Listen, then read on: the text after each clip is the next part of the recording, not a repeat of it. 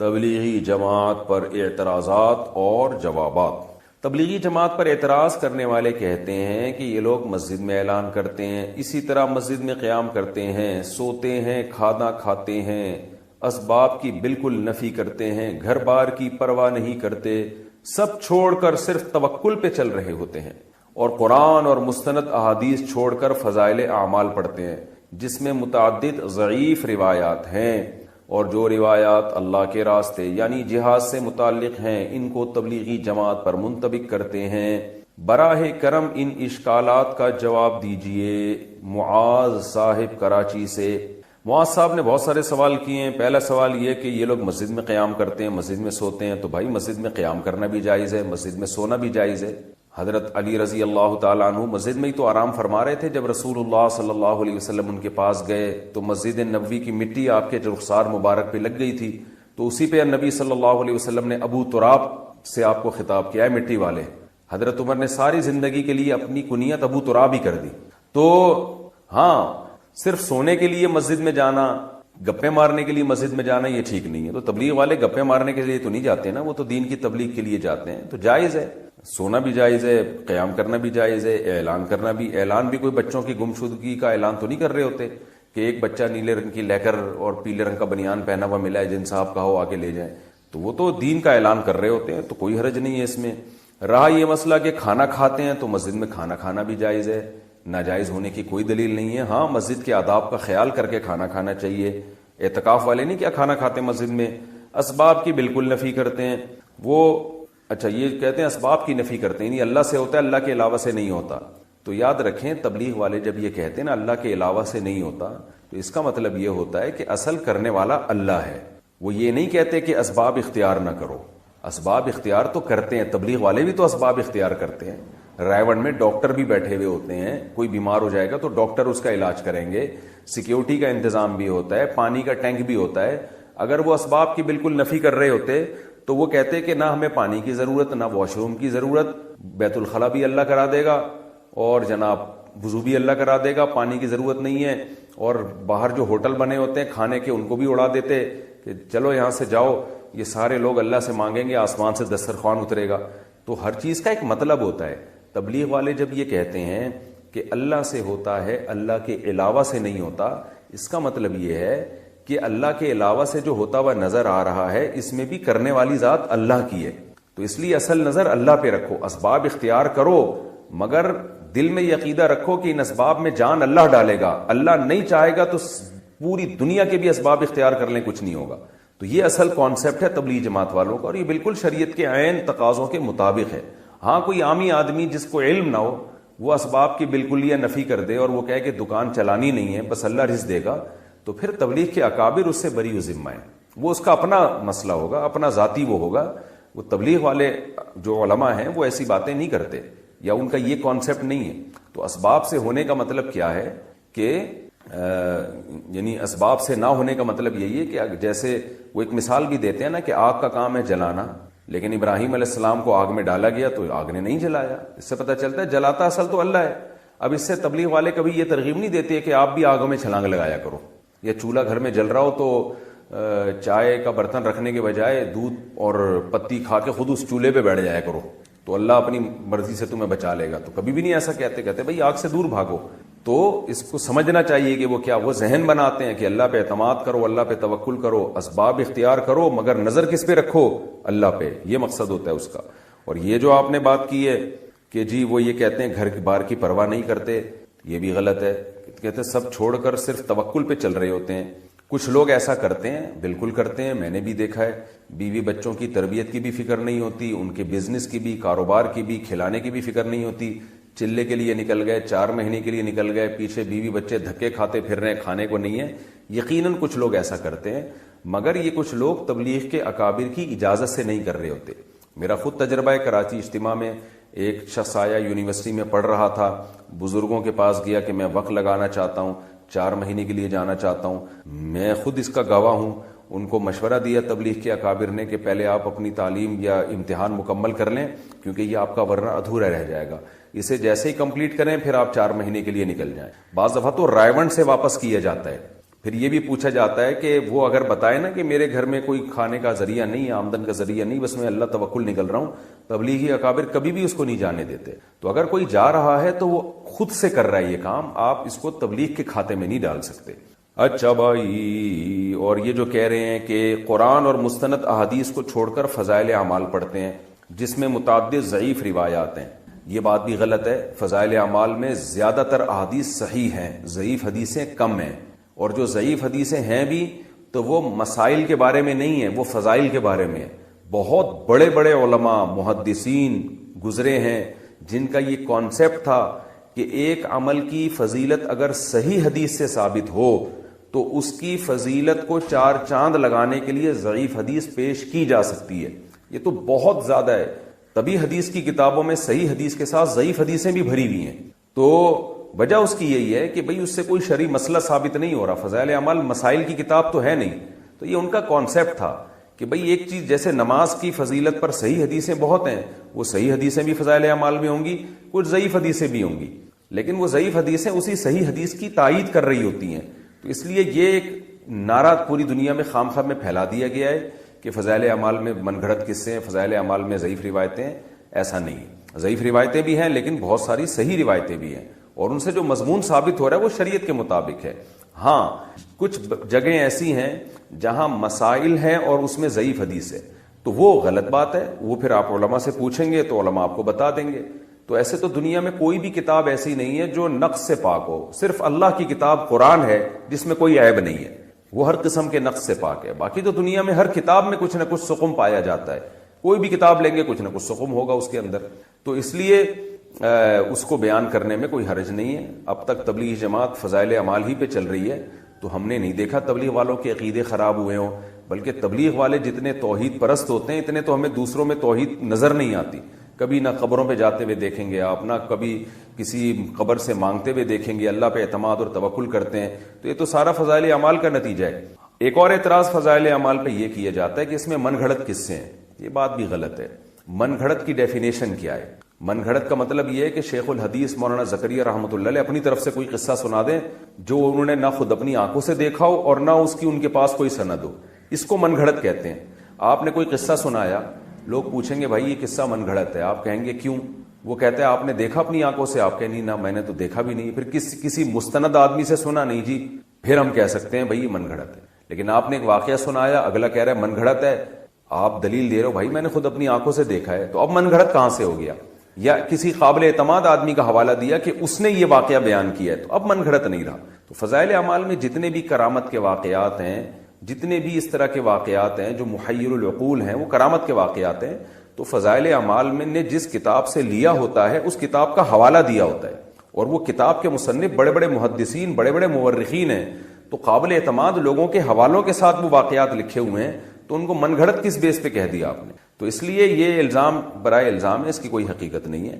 ہاں یہ ضرور ہے کہ ویسے ہم چھوٹا منہ بڑی بات کرتے ہوئے کہ ہماری کیا حیثیت ہے، لیکن ہم میں کیا بعض بڑے علماء بھی ہم نے دیکھے ہیں، وہ تبلیغ کے اکابر کو ایک مشورہ دیتے ہیں کہ بھائی اب چونکہ کام پوری دنیا میں بہت زیادہ پھیل گیا ہے، بہت زیادہ پھیل گیا ہے، تو بین الاقوامی سطح پہ کام ہو رہا ہے، تو ایسی کتاب آنی چاہیے جو بالکل بے غبار ہو، جس میں ساری حدیثیں صحیح ہوں، اس میں ضعیف، کیونکہ جیسے جیسے کام بڑھتا ہے نا اس کا معیار بھی اسی حساب سے بڑھانا پڑتا ہے آپ کو. تو اس لیے ہمارا ایک مشورہ ہے کہ ریاض الصالحین ہونی چاہیے، کیونکہ ریاض الصالحین میں A to Z ساری حدیثیں صحیح ہیں، الا یہ کہ ایک آدھ روایت پر اس کے کلام کیا گیا ہے، لیکن وہ بھی کوئی یقینی طور پہ کلام نہیں ہے.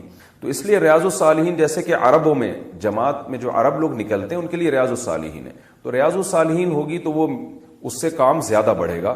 یہ ایک مشورہ ہم بھی دیتے ہیں، لیکن ہماری کوئی ایسی اوقات نہیں ہے، ہمیں تو یہ مشورہ دیتے ہوئے بھی شرم آتی ہے. لیکن بعض بڑے علماء بھی یہ کہتے ہیں. مولانا ابو الحسن علی ندوی رحمہ اللہ تعالی نے تبلیغ جماعت میں ریاض الصالحین شروع کروائی تھی عربوں میں، تبھی عربوں میں کام اتنا پھیلا ہے. تو اگر یہاں بھی ریاض الصالحین شروع ہو جائے تو یہ زیادہ اچھا ہوگا. رہا یہ مسئلہ کہ جہاد والی روایتوں کو تبلیغ والے تبلیغ پہ فٹ کرتے ہیں، تو دیکھیں جہاد والی روایتوں کو جو تبلیغ والے تبلیغ پہ فٹ کرتے ہیں، تو اس طور پر اگر کوئی جہاد کی روایتوں کو فٹ کرے کہ جہاد کا جو 100% ثواب ہے وہ پورا تبلیغ میں نکلے گا، پھر تو یہ بات غلط ہے. لیکن اگر کوئی اس طور پر منطبق کرتا ہے کہ جہاد میں اور تبلیغ میں قدر مشترک کیا ہے کہ مجاہد بھی اپنا گھر بار چھوڑ کر اللہ کے دین کی مدد کے لیے نکلتا ہے، اور جو تبلیغ میں نکلے یا دینی مدرسے میں علم حاصل کرنے کے لیے نکلے وہ بھی اللہ کے راستے میں ہوتا ہے، تو ایک نیک شگون کے طور پر یہ فضیلت لی جائے کہ بھئی دونوں کا مقصد تبلیغ ہے. تو جہاد کی کچھ آیتیں ایسی ہیں جو تبلیغ پہ فٹ ہوتی ہیں، جیسے قرآن میں آتا ہے ان تنصروا اللہ ینصرکم، اگر تم اللہ کی مدد کرو گے اللہ تمہاری مدد کرے گا. تو یہاں کیا مطلب ہے؟ اگر تم اللہ کے دین کی مدد کرو گے تو جیسے مجاہد اللہ کے دین کی مدد کرتا ہے. اب یہ آیت اصل میں ہے تو جہاد کے بارے میں، لیکن اس میں اللہ نے جہاد کا لفظ استعمال نہیں کیا، بلکہ اللہ نے یہ کہا ہے کہ اگر تم اللہ کے دین کی مدد کرو گے تو بھی اللہ بھی تمہاری مدد کرے گا. تو اس میں علماء بھی داخل ہیں، اس میں تبلیغ والے بھی داخل ہیں، اس میں مجاہد بھی داخل ہے. سب سے پہلے تو مجاہدین داخل ہیں اس میں. تو تبلیغ والے اس طرح کی آیتوں کو اگر تبلیغ پہ فٹ کرتے ہیں تو یہ بالکل جائز ہے. یا صحابہ کے واقعات کو کہ وہ دین کے لیے نکلے اور کیسا لڑے اللہ کی راہ میں، تو قربانی دی نا، تو جہاں بھی قربانی ہوگی وہاں وہ والی آیتیں فٹ کرنا جائز ہوگا. البتہ کچھ آیتیں ایسی ہیں جو اسپیسیفک شہادت کے فضائل پر وارد ہوئی ہیں، آیتیں یا حدیثیں، یا کچھ آیتیں اور حدیثیں ایسی ہیں جو زخمی ہونے پر یا پہرا دینے پر ہیں، کہ جو فرنٹ لائن پر جو پہرا دے گا مجاہد، لعلہ اللہ یرجع الی اہلہ، اسے یقین نہیں ہے کہ اب واپس گھر لوٹ بھی سکتا ہے. تو اس طرح کی آیتیں جن میں شہادت کی فضیلت ہو، یا اللہ کے راہ میں زخمی ہونے کی فضیلت ہو، یا فرنٹ لائن پر لڑنے کی فضیلت ہو، وہ فضیلتیں بہرحال تبلیغ پہ فٹ نہیں کی جا سکتی. تو اگر کوئی تبلیغ والے ان قرآنی آیات کو تبلیغ پہ فٹ کرتے ہیں تو وہ غلط کرتے ہیں، یہ ان کا انفرادی عمل ہے. اور ویسے بھی دیکھیں جب اتنے بڑے پیمانے پر کوئی کام ہوتا ہے تو کچھ نہ کچھ مسٹیک اور فالٹ اس میں پیدا ہو سکتے ہیں.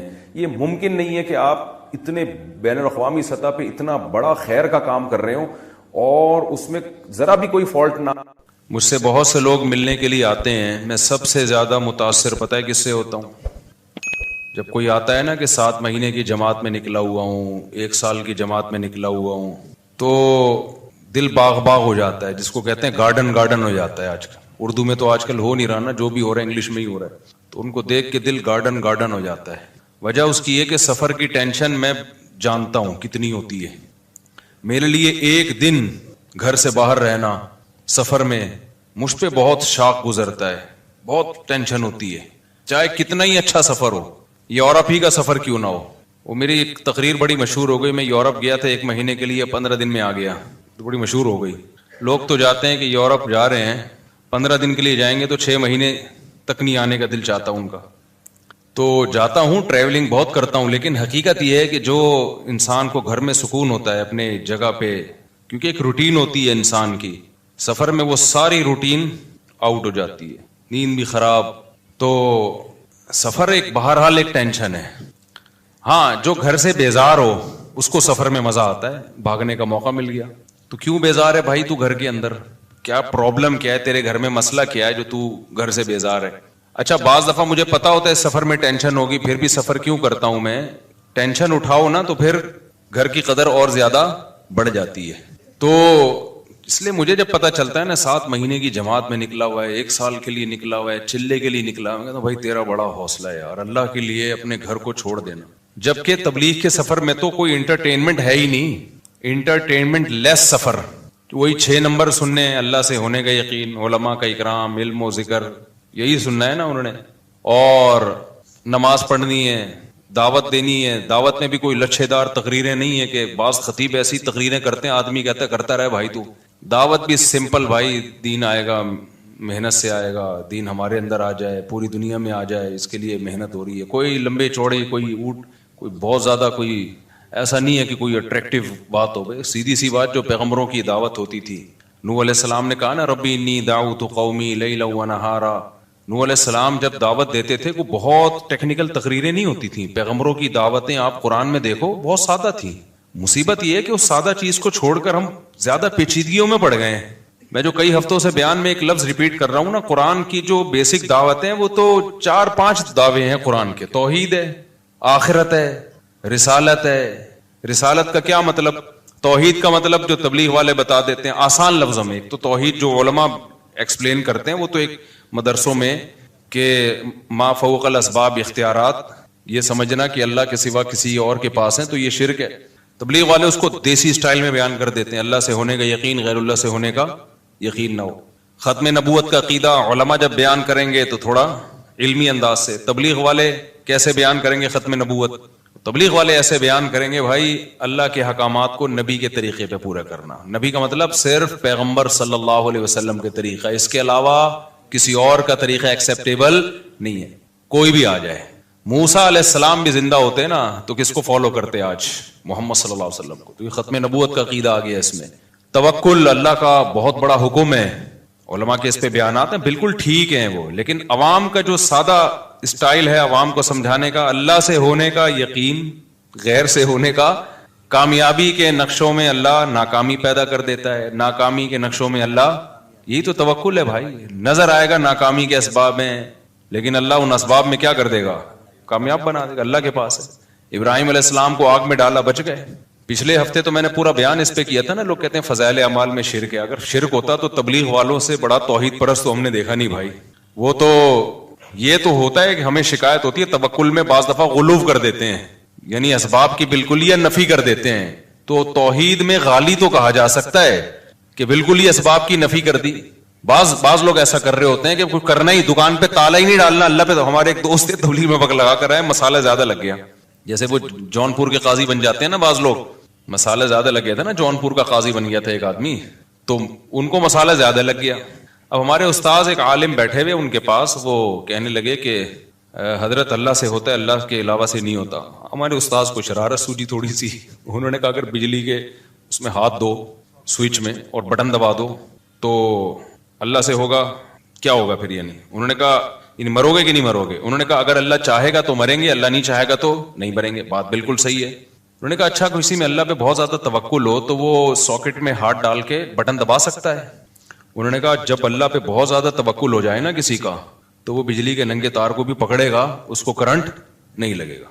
ہمارے استاذ نے کہا بھائی یہ کیا کر رہا ہے بھائی تو؟ ابھی مسالہ زیادہ لگ گیا کیا؟ جتنا بھی توکل ہو اللہ پہ، جب بجلی کی ننگی تار کو پکڑیں گے نا تو مریں گے۔ خوب سمجھ لیں، ایسا نہ ہو آپ کا ایمان بہت بن گیا، اب آپ نے کھمبے سے گلے لگا رہے ہیں جا کے، کیونکہ مجھے اب اللہ پہ یقین آ گیا ہے کہ اللہ سے ہوتا ہے، اللہ کے غیر سے نہیں ہوتا، لہذا بجلی کے کھمبے سے میں چپک کے بھی کھڑا ہوں۔ کیونکہ کراچی میں برسات کے موسم میں بجلی کے کھمبے کے اگر آپ قریب گئے تو کھمبا آگے بڑھ کے گلے لگائے گا آپ کو، چاہے آپ کا سال لگا ہوا ہو، چاہے چلے پابندی سے لگ رہے ہو، کھمبا نہیں دیکھتا کہ اس کا سال لگا ہوا ہے یا اس میں توکل ہے یا نہیں۔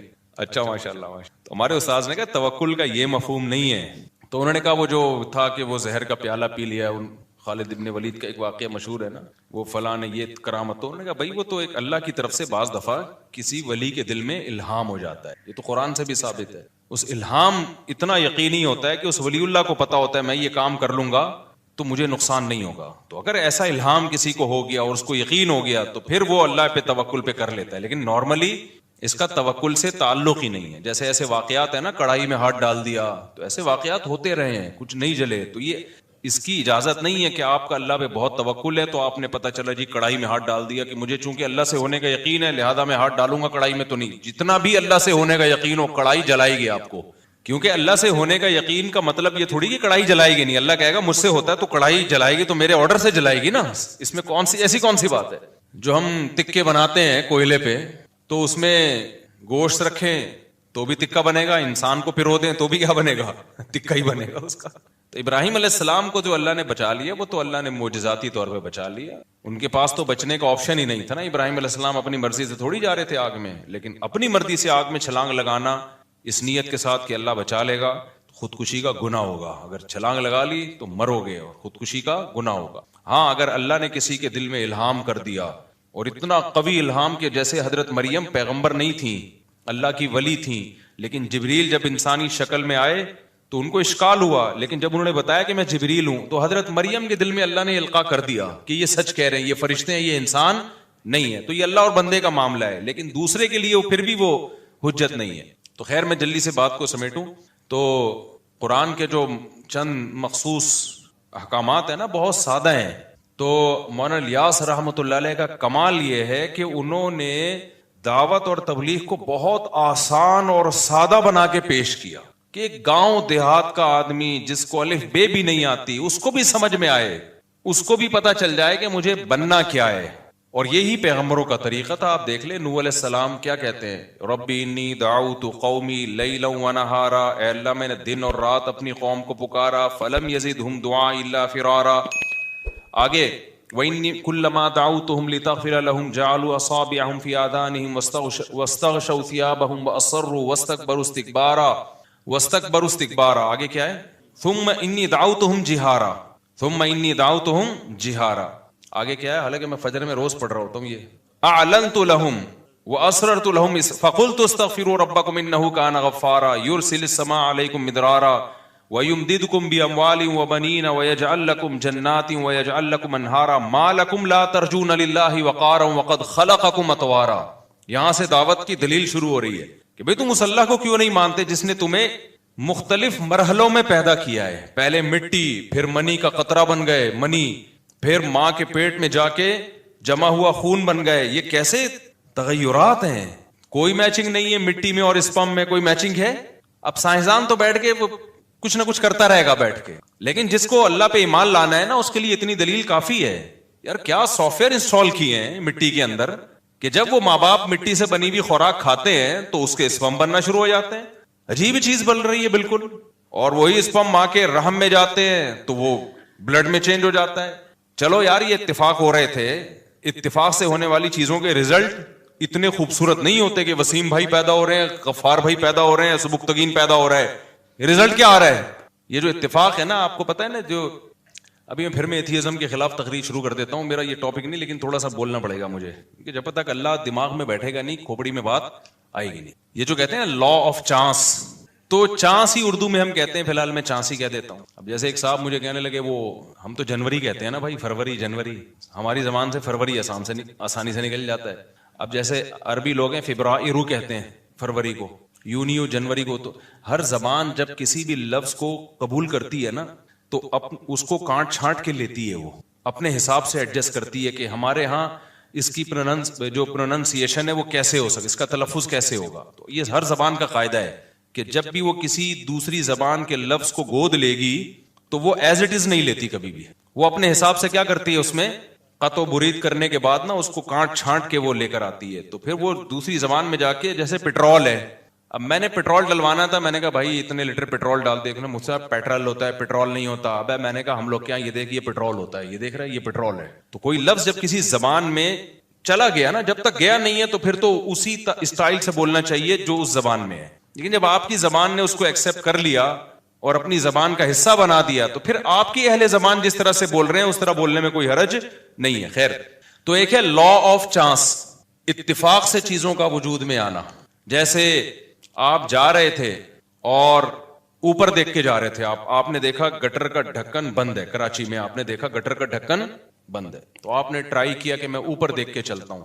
آپ اوپر دیکھ کے جا رہے ہو, ایک چور آیا گٹر کا ڈھکن چوری کر کے لے گیا. ابھی کچھ دن پہلے ایک ویڈیو بھی آئی ہے, ایک چور کراچی میں گٹر کا ڈھکن چوری کر رہا ہے, تو دھڑام سے آپ نیچے گر گئے. حالانکہ نہ چور کی یہ نیت تھی, نہ آپ کی کوئی خودکشی کی نیت تھی, آپ تو ویسے ہی کوئی کبوتر دیکھ کے جا رہے تھے کسی کا, یا کوئی کھمبا اوپر کچھ دیکھ رہے تھے کیا ہو رہا ہے. آپ نے تو دیکھا تو تھوڑی دیر پہلے یہ گٹر کا ڈھکن کیا ہے, یہ ڈھکا ہوا ہے. تو نہ چور کی یہ نیت تھی نہ آپ کی نیت تھی, لیکن بائی چانس آپ کی ڈیتھ ہو گئی, آپ گر گئے. ہوتا ہے نا یار, یہ اتفاق سے, کیا کہتے ہیں بھائی, یہ کیا ہو گیا, یہ اتفاق سے ایسا ہو گیا, اتفاق سے ایسا ہو گیا. یہ بہت مشہور لفظ ہے, یا حسن اتفاق دیکھیے کہ آپ کا تذکرہ چل رہا تھا اور آپ ہی سامنے آ گئے. میرے ساتھ تو ایسا بہت ہوتا ہے, لوگ بیان سن رہے ہوتے ہیں میرا, میں سامنے سے گزر جاتا ہوں, یوں کر کے دیکھ رہے ہوتے ہیں, کہہ رہے ہیں حسن اتفاق ہے بھائی, آپ کا بیان سننے تھے, بندہ سامنے کھڑا ہوا ہے, اپنے آپ کو یوں کر کے مار رہے ہوتے ہیں کہ سو تو نہیں رہے, نیند تو نہیں, خواب تو نہیں دیکھ رہے ہیں. تو یہ اتفاقات دنیا میں ہوتے رہتے ہیں. تو اگر یہ کائنات خود سے بنی ہے میرے بھائی, اتفاق سے بنی ہوگی. تو پتہ ہے آپ کو ایک سائنسدان کیا کہتا ہے, فرانس کا ایک سائنٹسٹ ہے, وہ یہ کہتا ہے کہ اگر ہماری جیب میں 10 سکے ہوں نا, 10 سکے, یہ مثال بہت خاندانی ہے, اس کو سمجھو اچھی طریقے سے. میں نے اپنی جیب میں پرچیاں ڈالیں 10, ایک پہ لکھا 1, دوسری پہ لکھا 2, تیسری پہ لکھا بولو 3, چوتھی پہ لکھا, یہ سائنٹسٹ کا نام بھی میرے ذہن سے نکل گیا, چارلز گوئے کر کے آ رہا ہے آخر میں, کچھ بیچ کا مجھے وہ بڑی مشکل, اس کی بہت ہی مشکل سے نکلتا نہیں منہ سے میرے, وہ بہت مشکل لفظ ہے وہ.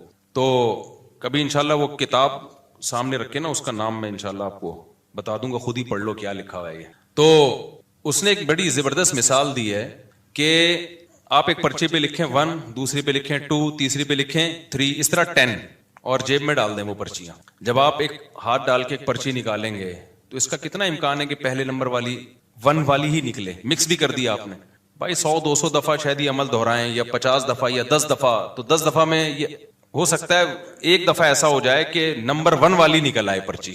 ایسا ہی ہے نا؟ ایسا تو بہت ہی کم چانس ہے اس کا کہ آپ نے ہاتھ ڈالا اور پہلی پرچی نکلی. ہے چانس لیکن بہت کم.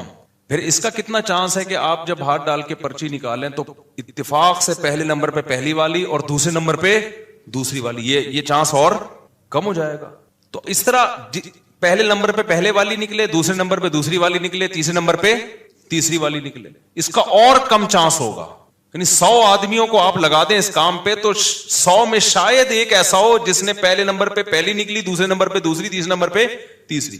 اب اگر آپ یہ چاہتے ہیں کہ پہلے نمبر پہ پہلی نکلے اتفاق سے, دوسرے نمبر پہ دوسری, تیسرے نمبر پہ تیسری, چوتھے نمبر پہ چوتھی, پانچویں نمبر پہ پانچویں, چوتھی پہ ایک مجھے یاد آیا, ابھی میں جہاز میں آ رہا ہوں, ایئر ہوسٹس نے مجھے دیکھا نا, ایک بندے نے مجھے ساتھ بیٹھے ہوئے دوست نے بتایا, ایئر ہوسٹس سے جیسی میرے پہ نظر پڑی نا, دوسرے بندے سے کہہ رہی ہے اشارہ کر کے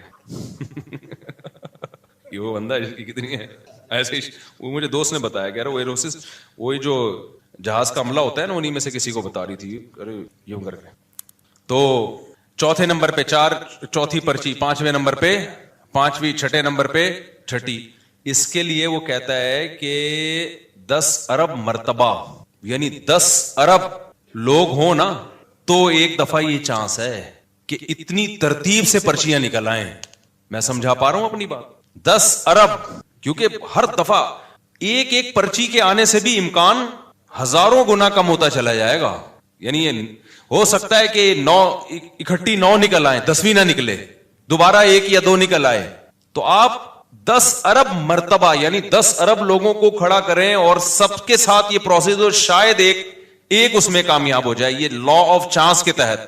اور اس نے پھر آگے, یہ غیر مسلم سائنٹسٹ کی بات کر رہا ہوں, اس نے آگے یہ لکھا ہے کہ جو سیل ہے نا جس سے انسان بنتا ہے یا پودے بنتے ہیں, یہ جو ایک اکائی ہے سیل, یہ سیل بھی پورا نہیں, اس کا ایک مالیکیول, اس کے لیے کم سے کم ایک کے آگے آپ 160 صفر لگا دیں, اربوں خربوں بن جائے گا نا, 160 صفر.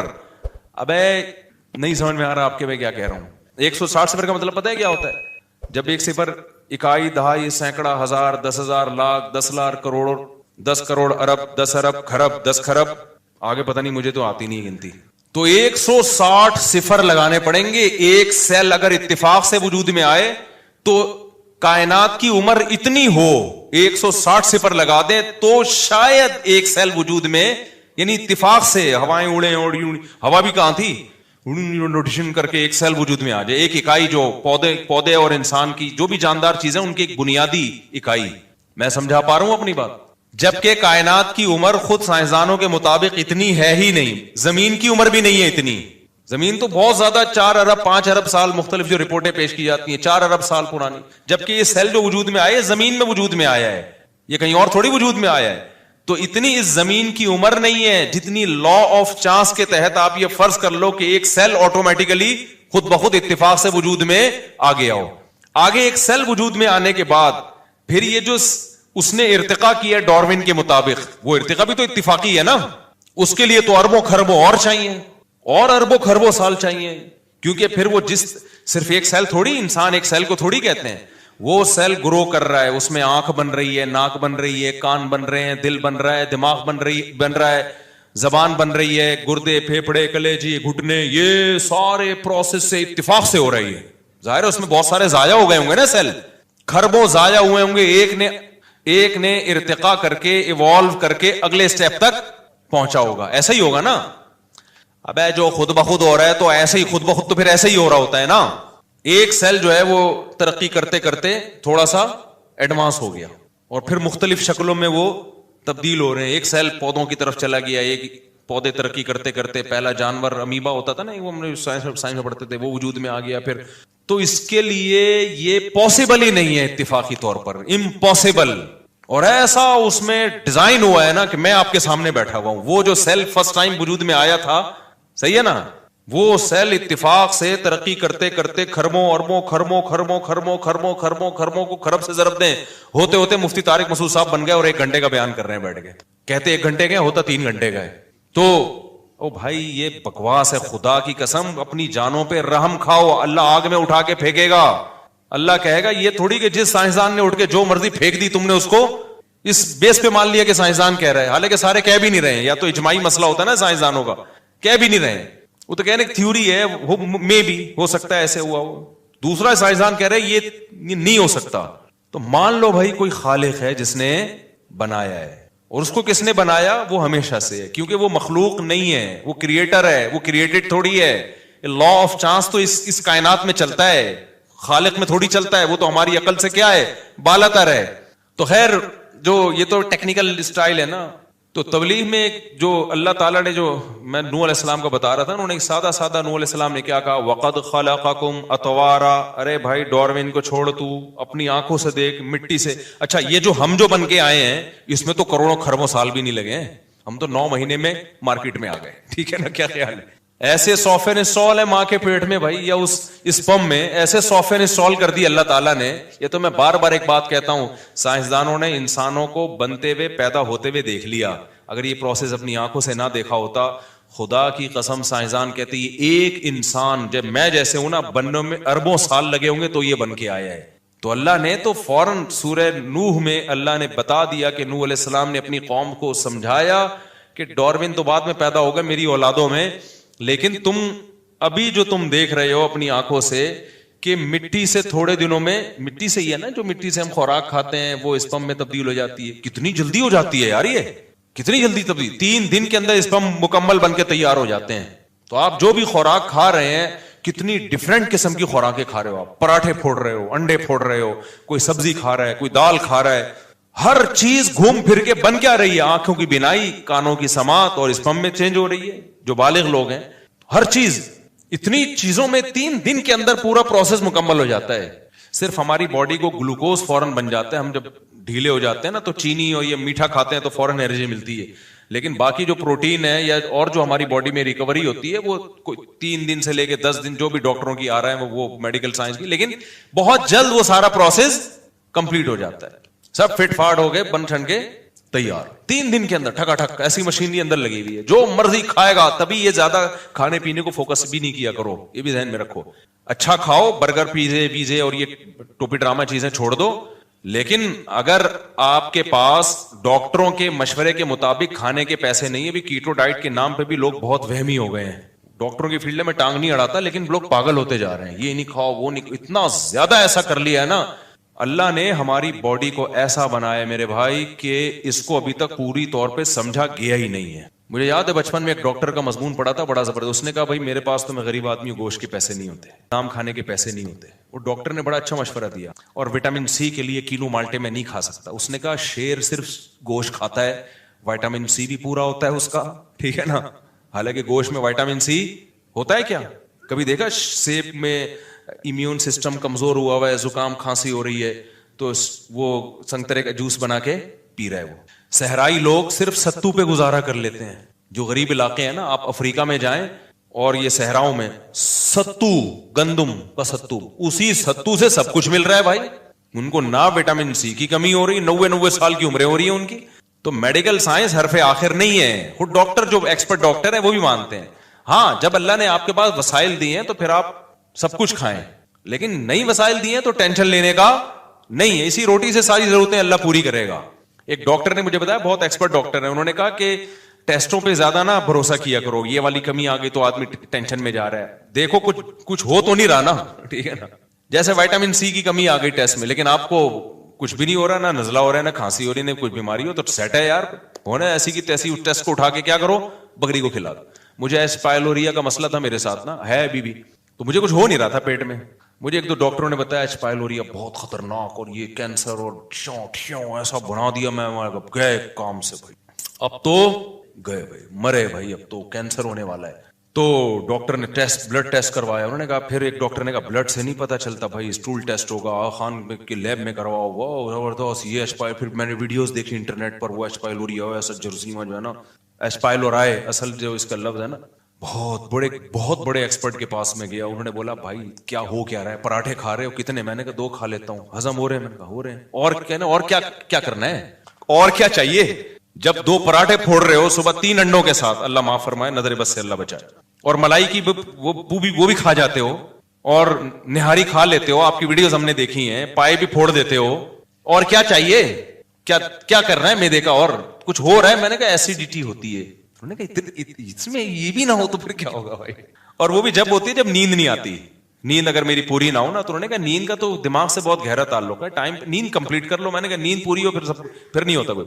تو میں نے کہا یہ آغا خان کی رپورٹ ہے, ایچ پائلورائی. میں نے کہا بھائی بکری کو کھلا دو. کیا کرو؟ یہ ڈاکٹر ہی کی بات کر رہا ہوں, اب ڈاکٹر خود الجھے, مجھے کوئی ملامت نہ کرے کہ ڈاکٹر کوئی کہے کہ نہیں ایچ پائلورائی کو ہلکا لے رہا ہے. یہ بھائی مجھے وہ ڈاکٹر نہیں بتایا کوئی. انہوں نے کہا ٹینشن لینے کا, یہ سب کا ٹیسٹ آئے گا, یہی آئے گا. ہو نہیں رہا تو کیا ضرورت ہے یار رپورٹیں لینے کی.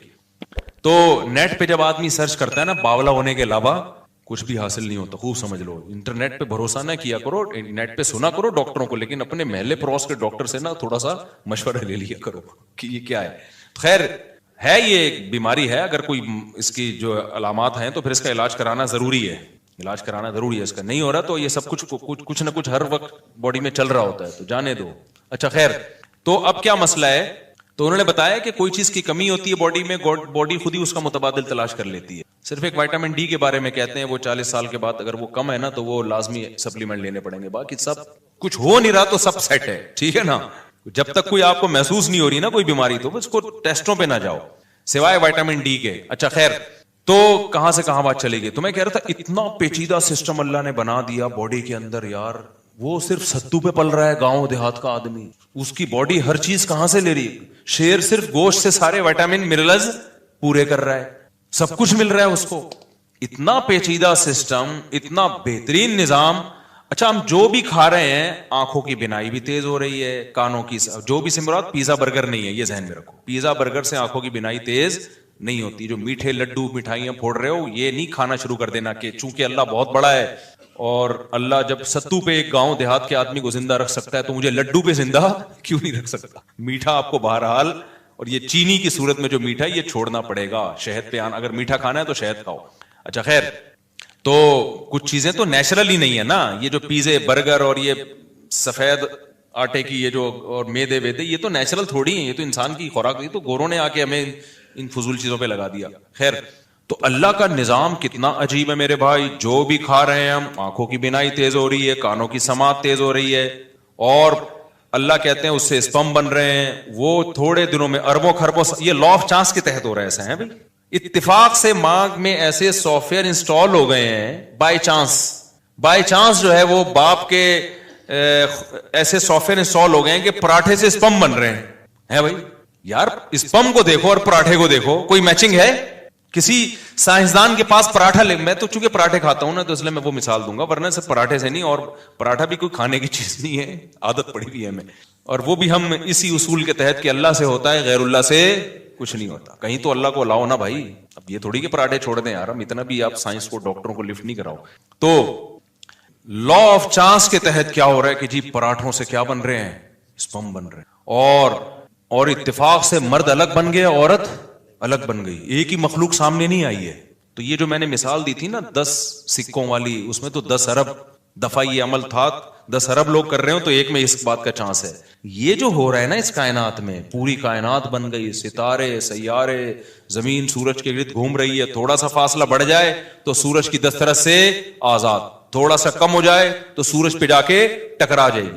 ایسے بالکل لگ رہا ہے کوئی پلگ پانا لے کے نا کوئی نٹ بولٹ ٹائٹ کر رہا تھا, زمین کے نٹ بولٹ ٹائٹ کر رہا تھا, اور اس کو 23 ڈگری پہ جھکا دیا زمین کو. زیادہ بھی نہیں جھکایا, زیادہ جھکائیں گے نا یہ دن اور رات کا ڈفرنس بہت زیادہ بڑھ جائے گا, اور سردی میں بہت زیادہ سردی پڑے گی, گرمیوں میں اس سے بھی زیادہ گرمی. جیکب آباد والے تو ابلنا شروع ہو جائیں گے گرمیوں میں اگر زیادہ اللہ نے یہ کر. ایک خاص 23 نہ 24 نہ 22. یار ایسی ایڈجسٹمنٹ یار, ایک لگ رہا ہے کوئی پلگ پانا لے کے بیٹھا ہوا تھا, اسکرو سے ٹائٹ کر رہا تھا زمین کو کہ اتنا جھکانا ہے اس کو, اس سے زیادہ بھی نہیں, اس سے کم بھی نہیں, اور اتنی اسپیڈ سے سورج کے گرد گھمانا ہے اس کو, نہ اسپیڈ زیادہ کرنی ہے نہ اسپیڈ کم کرنی ہے. پوری ایک بہترین ایڈجسٹمنٹ ہے. یہ تو خربوں کو خربوں سے ضرب دیں پھر بھی یہ اتفاق ناممکن. میں نے 2 ہفتے پہلے ایک مثال دی تھی نا کہ ایک سائنسدان نے کہا ہے کہ ایسا ہی ہے جیسے کچرا پڑا ہوا ہے اور کھربوں سال میں اس سے ایک بوئنگ طیارہ بن کے تیار ہو گیا اتفاق سے. تو وہ جتنا امکان اس کا ہے اس سے بھی کم امکان اس کائنات کے بننے کا ہے. تو اب نوح علیہ السلام نے کیا سمجھایا؟ وَقَدْ خَلَقَكُمْ أَطْوَارًا. دیسی دلائل دیے نوح علیہ السلام نے, دیسی انداز. ابے تو اپنی آنکھوں سے دیکھ رہے ہو مٹی سے اسپم بنتے ہیں, اسپمس ماں کے پیٹ میں جا کے جمے ہوئے خون میں تبدیل ہو جاتا ہے, جمع ہوا خون جو ہے وہ گوشت میں تبدیل ہو جاتا ہے, گوشت میں آنکھیں, ناک, کان, دل, دماغ, جگر لگ رہے ہوتے ہیں, پھر ماں کے پیٹ سے باہر آتا ہے, کیسا رو رہا, چیخ رہا ہے اور آوازیں کس رہا ہے, پھر اس کی مسکراہٹ, ہر چیز بچے کے حساب سے اللہ نے اس میں رکھ دی ہے. دیکھو بچے چونکہ معصوم ہوتے ہیں, کسی کام کے نہیں ہوتے, کوئی کما کے کھلاتے ہیں, ہر چیز میں آپ کے محتاج ہیں, تو انسان کے لیے تو وہ بہت بڑے بوجھ بن جاتے, کوئی نہیں پالتا ان کو. لیکن ان کے چہرے پہ اللہ نے ایک لکیریں ڈال دی ہیں جس کو چائلڈ اسکیما کہتے ہیں, یہ اسکیم کہتے ہیں, میں یہ لفظ بھول گیا ہوں, چائلڈ اسکیما کہتے ہیں میرا خیال, چائلڈ اسکیما. یہ ایسی لکیریں بچوں کے چہرے پہ پڑی ہوتی ہے نا کہ اس پہ آٹومیٹیکلی انسان کا دل اس کی طرف کھینچا چلا جاتا ہے. یہ جانوروں کے بچے میں بھی ہوتا ہے. بلی جو اپنے بچوں سے محبت کرتی ہے نا, اس کے چہرے پہ, بلی کے بچوں کے چہرے پہ الگ سے معصومیت نظر آئے گی آپ کو. خدا کی قسم کوئی بڑا مصور بیٹھ کے جب تک یہ لکیریں نہ بنائے نا, کہ ایسی لکیریں ڈیزائن کرو کہ دیکھتے ہی اس کے طرف دل کھینچا چلا جائے. بچے کی مسکراہٹ اور بڑے کی مسکراہٹ میں زمین آسمان کا فرق ہے. بچے کی معصومیت میں, بڑے کی معصومیت میں, بڑے میں معصومیت ہوتی نہیں ہے. رو رہا ہوتا ہے, دل چاہتا ہے 2 تھپڑ لگا کے خاموش کرا دو اس کو. ویسے تو آج کل بچوں کے بارے میں بھی ماؤں کا دل یہ کر رہا ہوتا ہے کہ 2 تھپڑ لگا کے, لیکن بچے پہ کوئی مصیبت آتی ہے جو اس کا چہرہ جس طرح سے بنتا ہے نا, وہ بڑے کا چہرہ ویسا نہیں بنتا, کیونکہ دل فوراً کھینچا چلا جاتا ہے اس کی طرف. تو یہ اس کے چہرے پہ کچھ لکیریں قدرت نے بنائی ہیں, اسی حساب سے بنائی ہیں, کیونکہ یہ سوسائٹی کے لیے فی الحال کسی کام کا نہیں ہے. اس کو خدمت چاہیے. کون خدمت کرے گا بھائی؟ اس کے چہرے پہ ایسی لکیریں ڈال دو جو اس کو دیکھے اس کو اس پہ پیار آئے. تبھی دیکھیں بچے, ہم بچوں کی تکلیف برداشت نہیں ہوتی ہے انسان سے, بہت ترس آتا ہے بچوں کے اوپر. کہیں بھی ظلم ہو رہا ہو نا, بڑوں پہ ظلم ہو رہا ہو, اس پہ انسان کا دل اتنا پگھلتا نہیں ہے. بچوں پہ ہو رہا ہے ایک دم دل پگھلنا شروع ہو جائے گا. کیوں؟ ان کے چہرے پہ الگ سی معصومیت ہے. تو معصومیت کیا ہے؟ وہ لکیریں ہی تو ہیں. وہ کچھ لکیریں اللہ نے ایسی اس اسٹائل کی بنا دی ہیں, ان کی آنکھوں کو ایسا بنا دیا ہے کہ وہ کھینچتا ہے اپنی طرف لوگوں کو. موسیٰ علیہ السلام کو جب فرعون نے صندوق سے نکالا ہے تو فرعونی کا تو ارادہ تھا قتل کرنے کا, لیکن قرآن کیا کہتا ہے؟ وَأَلْقَيْتُ عَلَيْكَ مَحَبَّةً مِّنِّي. اے موسیٰ, ہم نے تیرے چہرے پہ ایک ایسی معصومیت ڈال دی, اور ایسی اللہ نے کچھ چہرے پہ لکیریں بنا دی کہ محبت جو دیکھتا تھا اس کا دل کھینچا چلا جائے. یار اتنا پیارا بچہ, بھائی اس کو قتل مت کرو, بھائی اس کو قتل. فرعون جیسا سخت دل آدمی بھی بالآخر اس نے قتل کا ارادہ ترک کر دیا. تبھی تو کہتے ہیں جو بچوں کے قاتل ہوتے ہیں بڑے ظالم ہوتے ہیں, اس لیے کہ یار ان کے کو دیکھ کے پیار کرنے کا دل چاہتا ہے بچوں کا. اس لیے مجھے وہ بہت ہی کوئی بے شرم لگتا ہے جو بچوں پہ زیادتی ظلم کرتا ہے, بچوں پہ مارتا پیٹتا ہے. تو میں تبلیغ کی بات بتا رہا تھا کہ یہ جو 2-3 بیسک چیزیں ہیں نا, تبلیغ والے اسی کو پوری دنیا میں لے کے چلتے ہیں. یہ بیسک ہیں. اللہ سے ہونے کا یقین آ جائے اور اللہ پہ اعتماد آ جائے, اللہ پہ توکل آ جائے. میں نے تبلیغ والوں کو نہیں دیکھا کہ وہ جب کوئی مصیبت آئے نا تو وظیفوں میں لگے ہوئے ہوں, کیونکہ اکثر یہ واقعہ بتایا جاتا ہے بھائی 2 رکعت صلاۃ الحاجت پڑھ کے اللہ سے. میرے والد صاحب تبلیغ میں لگاتے تھے نا, کوئی پریشانی آتی 2 رکعت پڑھ کے اللہ سے مانگتے. یہ صلاۃ الحاجت کے نام سے کوئی حدیث میں نماز نہیں ہے, لیکن نام دینے میں کوئی حرج نہیں ہے. حدیث میں آتا ہے جب بھی کسی کو کوئی مشکل ہو نا 2 رکعت پڑھ کے اللہ سے مانگے, تو اس کا نام بعد میں آسانی کے لیے صلاۃ الحاجت رکھ لیا. تو یہ چیز نظر آئے گی آپ کو تبلیغ والوں میں. اچھا, تبلیغ والے بدعت کے خلاف ایسے بیان نہیں کرتے کہ تیجا غلط ہے, 40واں غلط ہے, فلانا غلط ہے, ڈمکانا, کبھی نہیں سنا ہوگا. لیکن میں نے دیکھا جو تبلیغ میں وقت لگاتے ہیں آٹومیٹیکلی تیجے 40ویں ان کی زندگی سے ختم, آٹومیٹیکلی بغیر کسی تقریر کے, کیونکہ مزاج یہ بن جاتا ہے بھائی اللہ کے حکم کو نبی کے طریقوں پر پورا کرنا ہے. اب ان یہ تو سب کو پتا ہے نبی نے تو تیجا نہیں کیا, نبی نے تو 40واں نہیں کیا, تو آٹومیٹیکلی بہت سارے کام موضوع بنا کے نہیں ہوتے, خود بخود. ایک 4 شادیوں والا رہ گیا تبلیغ میں, اس پہ پتہ نہیں کب آئیں گے وہ لوگ. خیر, ایک عالم نا اعتراض کر رہے تھے تبلیغ والوں پر. میرے شیخ ہیں حضرت مفتی عبدالرحیم صاحب, ان کے پاس بیٹھ کے کہ حضرت یہ رائیونڈ میں سارے علماء کو کیوں بیان نہیں کرنے دیتے, رائیونڈ کے اسٹیج سے فلانے کو بلائیں, یہ صرف ان علماء کو بیان کرواتے ہیں جن کا تبلیغ میں وقت لگا ہوا ہے. تو ہمارے استاذ ان کو سمجھا رہے تھے بھائی ایک نیٹ ورک ہے, ایک طریقہ ہے, تو اس میں ظاہر ہے جب تک ایک ان کی پالیسی ہے کہ اس سے گزر کے نہیں جائے گا تو کام کی نوعیت سمجھے گا نہیں. تو کہنا نہیں اتنے بڑے بڑے علماء, بھائی بڑے بڑے علماء ہیں, وہ اپنے ممبر پہ صحیح کام کر رہے ہیں, لیکن تبلیغ کا ایک خاص طریقہ ہے جو تجربوں کے بعد ان کو اندازہ ہوا. تو اب جب تک کوئی اس تجربے سے نہیں گزرے گا تو ان کا ایک نظام بنا ہوا ہے بھائی, وہ جیسے خانقاہ میں بھی ہر ایک کو تھوڑی بیان کرنے دیا جاتا ہے, ہر ایک کا اپنا ایک اسٹائل ہوتا ہے. جب ان کو بہت سمجھایا ان کی سمجھ میں نہیں آیا تو پھر ہمارے استاذ نے کہا اچھا مفتی طارق مسعود کو ریونڈ میں ایک بیان دے دو, 4 شادیوں میں بیان کر دیا. ہضم ہو جائے گا لوگوں سے. میں نے کہا, انہوں نے کہا یہ بندہ تو وہاں جا کے کیا کرے گا, سال کی جماعتیں آئی ہوئی ہیں اندرون ملک اور بیرون ملک, اور انگریز آئے ہوئے ہیں, جیپنیز آئے ہوئے ہیں, ایک دم بیان نئے مسلمان آئے ہوئے ہیں جو ابھی نئے مسلمان ہوئے ہیں, اور ایک دم بیان کس پہ شروع ہو گیا. انہوں نے کہا یہ تو عجیب صحیح نہیں ہو, بات تو صحیح ہوگی لیکن بے موقع ہوگی. پھر وہ صاحب خاموش ہو, انہوں نے کہا یہ مثال آپ نے بالکل صحیح دی ہے. تو ان کا ایک پروسیس ہے بھائی, اتنا ٹائم گزارو اس کام کو سمجھو. تو آپ اپنے ممبر پہ جو بھی ہیں, لیکن جب آپ تبلیغ میں نکلیں گے تو آپ کو اس سے دائیں بائیں جانے کی ضرورت نہیں ہے. تو تبلیغ میں جو ہے نا جو وقت لگاتے ہیں مجھے بڑی اس پہ ہوتی ہے کہ بھائی یہ اسلام کے جو بیسک چیزیں اور کسی اختلاف اور طنز کے بغیر توحید پر بیان ہوگا, مشرکوں پہ طنز نہیں ہوگا, بدعت کے خلاف بیان ہوگا, بدعتیوں پہ طنز نہیں ہوگا, اور ختم نبوت پہ بیان ہوگا, ختم نبوت کے منکرین پہ طنز نہیں ہوگا. جو کر رہے ہیں وہ ایک الگ فیلڈ ہے, میں اس کی جو علماء ختم نبوت جو کام کر رہے ہیں وہ تو بہت بڑا کام ہے. تو تبلیغ میں کسی شعبے کی نفی نہیں ہوتی, میں تو صرف تبلیغ کا مزاج بتا رہا ہوں کہ کام سارے ہو رہے ہیں لیکن نام نہیں ہے, بہت مضبوط بنیادوں پہ کام ہو رہا ہے. اور کتنی بڑی قربانی ہے. میں مثال دے رہا تھا نا یار, ہم تو جب سفر میں جاتے ہیں ہم سے تو 2 دن نہیں گزارے جاتے, اتنی ٹینشن ہوتی ہے, وہ بھاگو تو 1 سال کے لیے نکل جانا, 7 مہینے کے لیے, چلے کے لیے, سہروزے کے لیے, اور کوئی انٹرٹینمنٹ کوئی ہے نہیں وہاں پہ. وہی بیان ہو رہے ہیں, وہی ایک صاحب کھڑے ہو جائیں گے, ایک رکشے والا کھڑا ہو جائے گا, بھائی اللہ سے ہونے کا یقین آ جائے, غیر اللہ سے نہ ہونے کا یقین آ جائے, ایک رکشے والا, پھر بیان آپ کبھی کس کا, ایسے لوگوں کا بیان بھی جن کی زبانی سمجھ میں نہیں آ رہی ہوتی آپ کو. تو یہ بڑی قربانی کی بات ہے. اس لیے کوئی تبلیغ والے ملنے آتے ہیں تو میں ان سے دعا کا کہتا ہوں بھائی ہمارے لیے بھی دعا کرو, کیا خیال ہے, بڑی قربانی ہے. تو بیان سارا آج میرا اس طرف نکل گیا. اب میں اصل ٹاپک کی کو جلدی سے آتا ہوں. یہ جو ہم نے سأل سائل بعذاب واقع پڑھی ہے نا, تو وہی بات ہے کہ قرآن کے جو بیسک ٹاپکس ہیں ان میں ایک آخرت ہے. بار بار اللہ کہتے ہیں مر کے ختم نہیں ہو جاؤ گے بھائی, تمہیں دوبارہ زندگی ملے گی, اللہ کے سامنے تم نے جواب. اچھا تبلیغ والوں کی تھوڑی میں نے وہ کر دی ہے, تو ایک اہم بات دیکھو, تبلیغ میں جو وقت لگا کے علماء سے تعلق رکھے نا اس کے کام میں نکھار پیدا ہوتا ہے. تبلیغ میں یہ بات سکھائی جاتی ہے, فضائل کا علم فضائل کے حلقوں میں, مسائل کا علم علماء کے پاس. اگر تبلیغ میں جو وقت بہت لگائے علماء سے کٹ گیا اس میں گمراہی کا خطرہ ہوتا ہے. اور یہ بات مولانا الیاس رحمۃ اللہ علیہ نے بہت پہلے لکھ دی تھی. فرمایا 2 کام اگر تبلیغ میں کمی ہو گئی نا ان کی, تو یہ بہت بڑی گمراہی بن سکتی ہے. ایک ذکر کی کمی اور ایک علم کی کمی. دونوں میں سے علم آگے, اگر ذکر کی کمی ہو گئی تو اخلاص ختم ہو جائے گا. جب آپ ذکر چھوڑ, تبھی تبلیغ میں جب گشت کے لیے جاتے ہیں تو کچھ لوگوں کو ذکر کے لیے لازمی بٹھاتے ہیں. ذکر کی کمی ہو گئی, اللہ سے تعلق ختم, اخلاص ختم, پھر شو بازیاں, پھر شوق ہوگا کہ میرا بیان کیوں نہیں ہو رہا بھائی, محلے کا امیر مجھے کیوں نہیں بنایا. تو یہ چیزیں جس تحریک میں آ گئی نا, میں پیدا ہو گئی تو ختم. تو ذکر کی تو الحمدللہ کمی نہیں ہے, لیکن علم میں بعض لوگ جب جاتے ہیں تو پھر علماء سے تعلق ختم کر دیتے ہیں, تو ان کے پھر بگڑنے کا اندیشہ ہوتا ہے. کیونکہ علم اور ذکر یہ 2 چیزیں انسان کو گمراہی سے بچا. خالی علم و ذکر نہ ہو تو وہ بھی اللہ سے تعلق ختم. پھر وہ علم تو پھر آپ کو پتا ہے آج کل جتنے گمراہ اسکالرز آ رہے ہیں ان کے پاس علم تو بہت ہے, اللہ سے تعلق بالکل بھی نہیں ہے, تو گمراہی کا ذریعہ بنتے ہیں. اور اگر صرف ذکر ہی ذکر ہو, علم نہ ہو, تو وہی پادری کی مثال ہو جائے گی کہ جس نے 100 انسانوں کو, ایک شخص نے 99 انسانوں کو قتل کیا. پچھلی امتوں میں ایک اللہ والے کے پاس گیا تو اللہ والے کے پاس ذکر تھا, علم نہیں تھا.